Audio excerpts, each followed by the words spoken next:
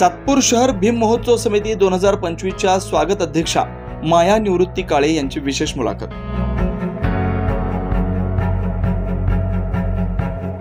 Doctor Babasaheb Ambedkar यांच्या 134व्या जयंतीनिमित्त नाशिक शहरातील सातपूर भीम महोत्सव समिती 2025 स्वागत अध्यक्षा माया निवृत्ती काळे यांची आमचे सातपूर विभागाचे प्रतिनिधी ज्ञानेश्वर आंधळे यांनी घेतलेली विशेष मुलाखत पाहूयात।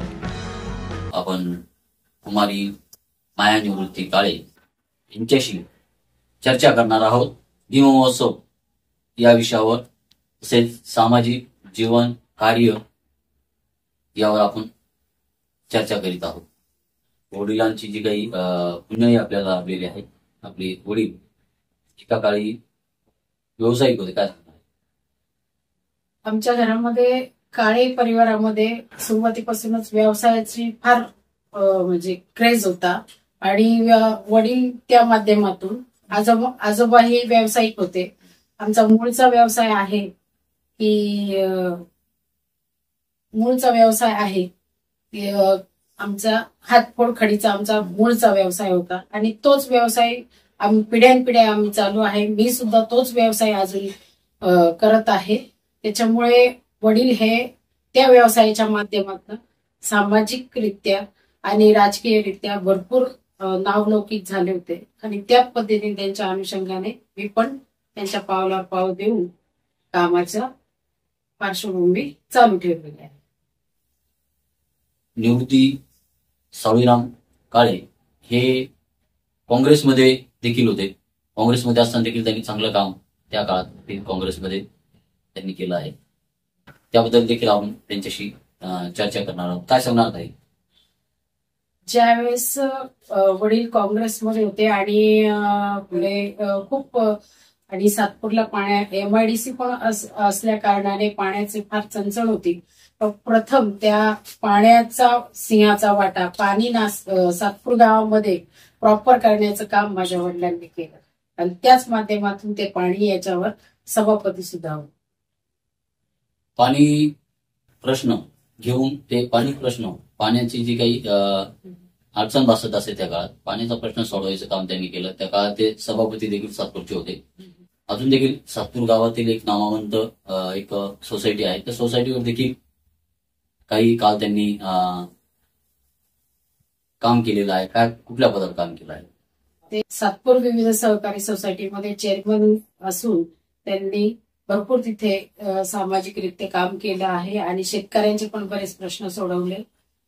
प्लस सातपूर छत्रपती शिवाजी मार्केट आणि मायको हॉस्पिटल आणि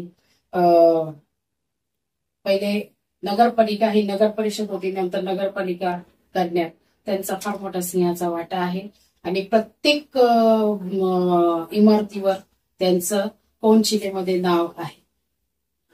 अशा पद्धतीने एक सामाजिक कार्याचा वसा कुमारी माया निवृत्ती काळे यांना तो लाभलेला आहे। पण कारण की छत्रपती शिवरायांच्या जन्म महोत्सवापासून आपण काय सांगणार? आता भीम महोत्सवात देखील आपण चर्चेत आहात।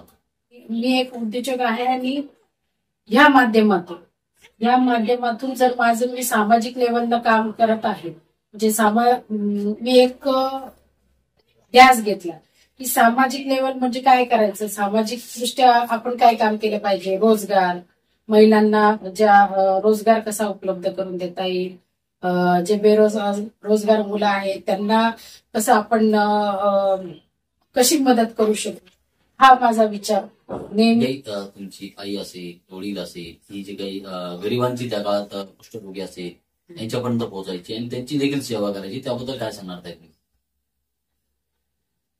श्रावण महिन्यामध्ये पावसाचे दिवस असायचे आणि त्यावेळेस आहे ना ह्या लोकांना बाहेर पडता येत नसायचं कारण की रोगींना पाणी आणि त्याच्यामुळे त्यांचे शारीरिक वेदना जास्त व्हायच्या। मग त्यावेळेस वडील पंचवटीमध्ये जाऊन जिथे ते सगळे पंचवटीत रामकुंडावर थांबायचे ते लोक, तिथे डॉक्टर वगैरे घेऊन जाऊन अन्नदान पण करायचे। तिथे त्या लोकांना कपडे, वस्त्रदान, अन्नदान सर्व करायचे दोघेही मिळून आणि माझी आई ही स्वतः त्या लोकांसाठी स्वयंपाक करून आमच्या ट्रकमध्ये सर्व अन्न वस्त्र सगळं ठेवून आणि त्यांना लागोपाठ म्हणजे जोपर्यंत पावसाळा संपत नाही तोपर्यंत ते अन्नदान आणि वस्त्रदान तिथे करायचे. त्या लोकांना औषध उपचार केले जायचे. प्रत्येक ठिकाणी आपण जाऊन दान किंवा व्यवसायांना वर्गणी देत आहे. वर्गणीतून आपलं पुढे काय साध्य काय करायचं आपल्याला? मला साध्य एवढंच करायचं आहे की असा काही मानस नाहीये की मी काही साध्य झालेच पाहिजे. फक्त एवढंच आहे की माझ्या आई वडिलांचं नाव मला जिवंत ठेवायचं शेवटपर्यंत. म्हणजे आपण आई वडिलांचं नाव हे पूर्वी होतं, आजही आहे आणि याहीपेक्षा पुढे अधिक प्रमाणात चालावं हो किंवा त्यांचं नाव टिकून राहावं यासाठी आपण हे सर्व प्रयत्न करताय. हो, त्यासाठीच माझा हा इतका दान धर्म करण्याचा किंवा वर्गणी देण्याचा कुठलाही राजकीय मानस नाहीये आणि राजकीय हेतू पण नाहीये. त्याच्यामुळे हा फक्त एकच मानस आहे, माझ्या आई वडिलांचं नाव मला जिवंत ठेवणं. आपण मध्येच चर्चेत येतात आणि मध्येच शांत होतात आणि मध्येच एकदम चर्चेत येतात, याचं कारण काय?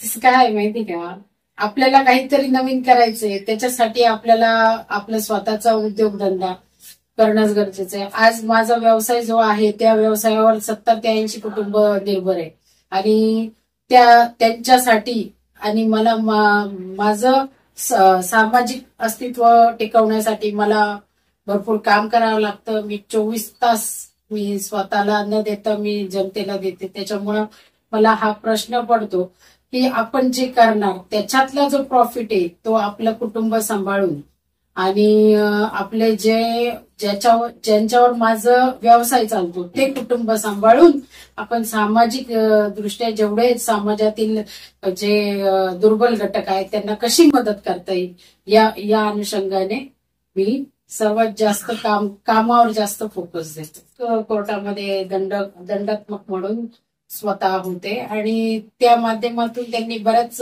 सामाजिक दृष्ट्या खूप काही असं काम केले आणि त्या कामानुसार मग आजोबांनी तोच वारसा धरला आणि आजोबांनंतर मग माझे मोठे चुलते जे डॉक्टर होते, लहान चुलते सर्व्हिस करत होते आणि माझे भाऊ होते, 3 भाऊ होते. जे माझे मोठे काका होते ते सामाजिक दृष्ट्याच काम करायचे. देवी डॉक्टर होते, ते खेडोपाडी जाऊन लोकांना मार्गदर्शन करायचे, देवीचं ज्ञान द्यायचे आणि त्यानुसार ते भरपूर सामाजिक धार्मिक आध्यात्मिक विद्या करतो. आम्ही 4 बहिणी 2 भाऊ आहेत आणि सुशिक्षित आहे सर्व. एकही असं अनएज्युकेटेड नाही आहे. आमच्या घरामध्ये इंजिनियर पण आहे, डॉक्टर पण आहे आणि आर्थिक तज्ज्ञ पण आहे आणि मी स्वतः MSW आहे. शिवजन्म महोत्सव समिती जेव्हापासून चालू झाली तेव्हापासून अगदी खालच्या छोट्यातल्या छोट्या कार्यकर्त्याला मान सन्मान मिळालेला आहे. जो सामाजिक क्रांतीचा मी एक उदाहरण देईन. ज्या ज्योतिबा महात्मा फुलेंनी आज खूप मोठा जे मी आज हे करते ना, उद्योग करते किंवा दान धर्म करते किंवा सामाजिक मध्ये जे कार्य करते ते कोणामुळे करते? त्यांच्यामुळे. डॉक्टर बाबासाहेब आंबेडकर जयंतीमध्ये देखील आपल्याला चांगला स्वागताध्यक्षाचा मान मिळाला, त्याबद्दल एवढंच सांगता येईल. 14 एप्रिल हा डॉक्टर बाबासाहेब आंबेडकरांचा जन्मोत्सव हा देशात नाही तर बाहेरच्या देशात पण साजरी केला जातो आणि त्यामध्ये समाजच नाही इतर समाजी पण मोठ्या प्रमाणे सहभागी होतात. हा आनंद सर्वांनाच असतो आणि हा दिवाळी सारखा सण मोठ्या प्रमाणात केला जातो भारतात पण भारताच्या बाहेर पण आणि त्या अनुषंगाने मला पण एक आनंद होता, उत्साह होता आणि त्या अनुषंगाने मी खूप मोठी यावेळेस उडी घेतली असं मला वाटते. नक्कीच यांनी शिवजन्म महोत्सव पासून तर डायरेक्ट भीम महोत्सव या कार्यक्रमांच्या बाबतीत देखील माहिती दिली.